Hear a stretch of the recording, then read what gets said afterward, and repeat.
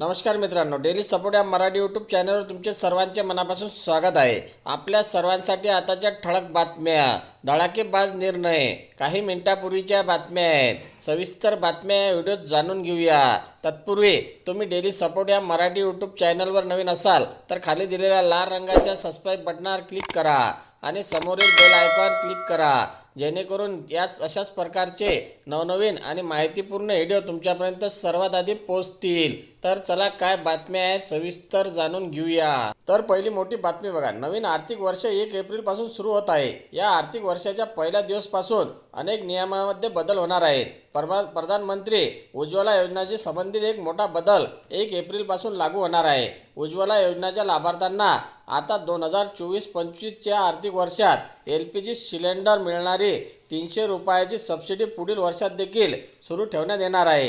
हे लक्षात घ्या की सबसिडी सूट 31 मार्च 2024 पर्यंत होती, परंतु केंद्र सरकारने सवलत आज 31 मार्च 2025 पर्यंत वाढवलेली आहे। त्यामुळे आता उज्ज्वला योजनेच्या लाभार्थ्यांना नवीन आर्थिक वर्षाच्या पहिल्या दिवसापासून म्हणजे 1 एप्रिल 2024 पासून 300 रुपये सबसिडी पुढे देखील मिळत राहणार आहे। त्यानंतर बघा, प्राप्तिकर विभागाकडून काँग्रेस पक्षाला 1700 कोटी रुपयाची नोटीस मिळाल्यानंतर काही तासातच काँग्रेसचे नेते राहुल गांधी यांनी भाजपवर निशाणा साधला आहे। जेव्हा केव्हा भाजपचे सरकार उलटेल तेव्हा ज्यांनी लोकशाही उद्ध्वस्त करण्याचा हातभार लावला त्यांच्यावर कारवाई केली जाईल, असा इशारा राहुल गांधी यांनी दिला। त्यानंतर बघा, महाविकास आघाडीत आम्हाला वेगळे पाळण्याचा प्रयत्न केल्याचा आरोप करत येत्या 2 एप्रिल रोजी आम्ही सगळे स्पष्ट करणार आहोत, असे वंचित बहुजन आघाडीचे प्रमुख प्रकाश आंबेडकर यांनी शुक्रवारी पत्रकार परिषदेत सांगितले।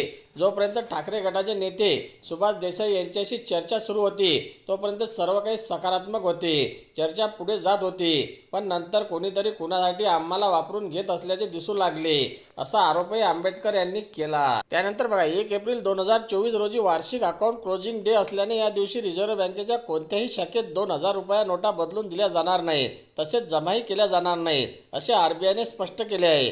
RBIच्या सर्व 19 कार्यालयामध्ये ही सुविधा बंद राहणार आहे, परंतु 2 एप्रिल रोजी ही सेवा पुन्हा सुरू केली जाणार आहे, असेही बँकेने स्पष्ट केले आहे। त्यानंतर बघा, प्रत्येक महिन्याच्या सुरुवातीला LPG सिलेंडरच्या दरात वाढ होत असते, त्यामुळे यावेळी देखील म्हणजेच 1 एप्रिल पासून LPG गॅसच्या दरात वाढ होणार का, असा सवाल उपस्थित केला जात आहे। मात्र सध्या लोकसभेच्या निवडणुका सुरू आहेत, अशात सरकार LPG गॅसच्या दरात वाढ करण्याची शक्यता नसल्याचेही बोलले जात आहे। त्यानंतर बघा, भारतीय हवामान खात्याने 29 मार्च पासून ते 31 मार्च पर्यंत महाराष्ट्रात अवकाळी पावसाची शक्यता वर्तवली आहे।